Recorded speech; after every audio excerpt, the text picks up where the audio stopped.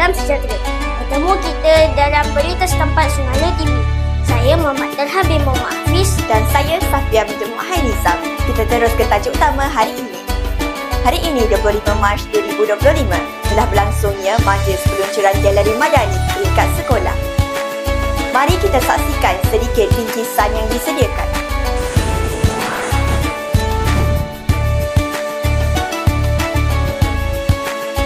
Pelbagai bangsa, pelbagai budaya, perpaduan rakyat, teras utama. Rakyat bersatu, negara berjaya, Malaysia Madani, aman sejahtera.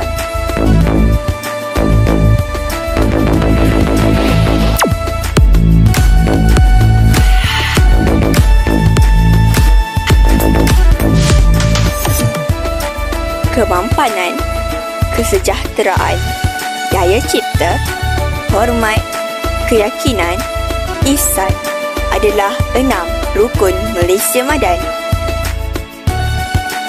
Kesejahteraan kaum yang meliputi pelbagai bangsa amat penting bagi mewujudkan negara yang harmoni. Ini kisah kami.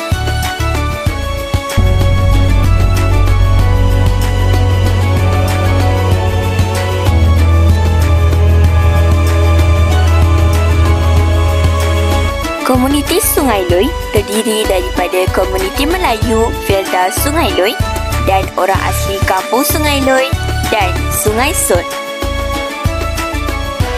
Komuniti orang Melayu dan orang asli sudah tinggal bersama sejak zaman sebelum merdeka. Asimilasi dan toleransi telah membentuk masyarakat majmuk yang harmoni.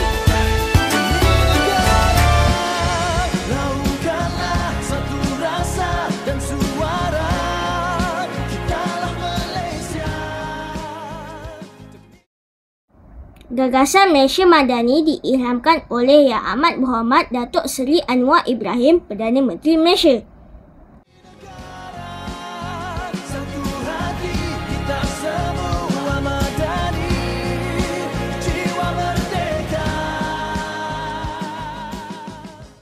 Antara 3 tekad pendidikan madani ialah membuka semangat perpaduan, tata kelola institusi pendidikan Negeri Sembilan yang baik dan pendidikan berkualiti untuk semua. Demi negara, lakukanlah satu rasa dan suara, kitalah Malaysia. Dengan penubuhan Galeri Malaysia Madani, diharapkan kita semua dapat mengambil pengajaran daripada sejarah negara dan tokoh-tokoh yang telah memberi sumbangan besar dalam membina Malaysia. Demi negara, lakukanlah satu rasa dan suara, kitalah Malaysia. Galeri ini adalah satu platform untuk kita belajar tentang nilai-nilai yang membentuk negara kita dan bagaimana anda boleh memainkan peranan penting dalam membentuk masa depan yang lebih baik. Satu hati kita semua madani, jiwa merdeka. Dari Kedah ke Pekansari, beli suasa di Kota Tinggi.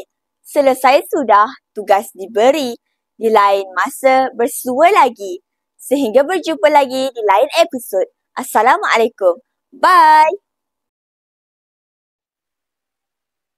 Sekian sahaja berita dari kami, pengacara anda pada hari ini. Sehingga berjumpa lagi. Assalamualaikum.